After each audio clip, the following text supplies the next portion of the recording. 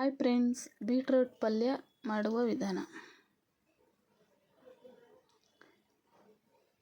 ಬಾಣಲಿ ಇಕ್ಕಿ ಒಂದು ಸ್ವಲ್ಪ ಎಣ್ಣೆ ಹಾಕ್ಕೊಂಡು ಸ್ವಲ್ಪ ಸಾಸಿವೆ, ಚಿಟಪಟ ಅಂದಮೇಲೆ ಕಡಲೆಬೇಳೆ ಕೆಂಪುಗೆ ಹುರ್ಕೊಳ್ಳೋಣ. ಇದು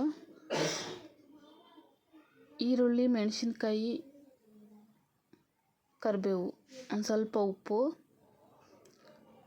ಬೀಟ್ರೂಟ್ ಸಣ್ಣ ಸಣ್ಣದಾಗಿ ಕಟ್ ಮಾಡ್ಕೊಂಡಿದ್ದೆ ಅದನ್ನು ಹಾಕ್ಕೊಳ್ಳೋಣ. ನೀರು ಬೇಯೋಷ್ಟು ನೀರು ಹಾಕ್ಕೊಳ್ಳೋಣ, ಸಾಕಿಷ್ಟು ನೀರು. ಇವಾಗ ಬೆಂದಾಗಿದೆ. ಆ ಮೆಣಸಿನ್ಕಾಯಿನ ಸೈಡಿಗೆ ತೆಗೆದುಬಿಡೋಣ.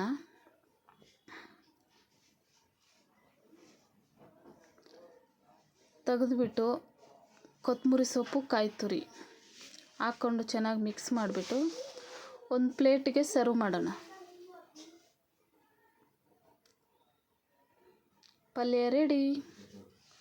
ಇಷ್ಟ ಆಗಿದ್ರೆ ಸಬ್ಸ್ಕ್ರೈಬ್ ಮಾಡಿ, ಶೇರ್ ಮಾಡಿ, ಲೈಕ್ ಮಾಡಿ. Thank you.